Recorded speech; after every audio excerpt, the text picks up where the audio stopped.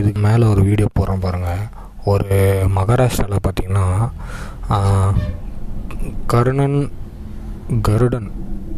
கருடன் வந்து பார்த்திங்கன்னா ஒரு ஹீல்ஸ் இருக்குது. அந்த ஹீல்ஸில் வந்து எப்படி சொல்கிறது, ஹீல்ஸ்லேருந்து யாருன்னா ரிவேர்ஸ் கியர் போட்டு கார் ஓட்ட கற்றுக் கொடுப்பாங்களா? எல்லாரும் ஃப்ரண்ட்டில் தான் ஓட்ட கற்றுக் கொடுப்பாங்க. இவர் ரிவேர்ஸ் கியர் போட்டு ஹீல்ஸ்லேருந்து ஓட்ட கற்றுக் கொடுத்து அந்த பெண் வந்து 300 அடி பள்ளத்தில் கீழே வந்து உயிரிழந்தாங்க. ஓகேங்களா?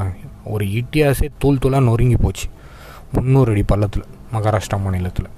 ரொம்ப மனசு கஷ்டமாக இருக்குங்க. நேற்று அந்த வீடியோ தான் எல்லா இந்தியா ஃபுல்லாகவே அந்த வீடியோ தான் ட்ரெண்டிங் ஆச்சு. ஓகேங்களா? ரொம்ப மனசு கஷ்டமாக இருக்குது.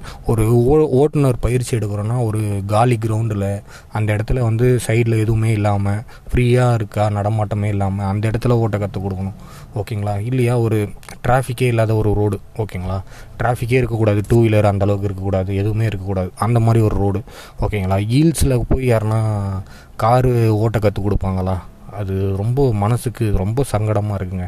அந்த வீடியோ பார்த்ததுலேருந்து என்னடா இது இப்படி ஆயிடுச்சு. ரிவேர்ஸ் கியர் போட்டு அந்த அவங்க கற்றுக்கிட்டு ஆக்சிலேட்ரு பிரேக் பதிலாக ஆக்சிலேட்டர் மெரிச்சிட்டாங்க. ஓகேங்களா? ரிவேர்ஸில் வேகமாக போய் அது பள்ளத்தில் விழுந்து சுக்கு நூறாக போயிடுச்சு. ஒரு உயிர் இழந்துட்டோம். ஓகேங்களா? இது ரொம்ப ரொம்ப கவனிக்க வேண்டிய விஷயம்.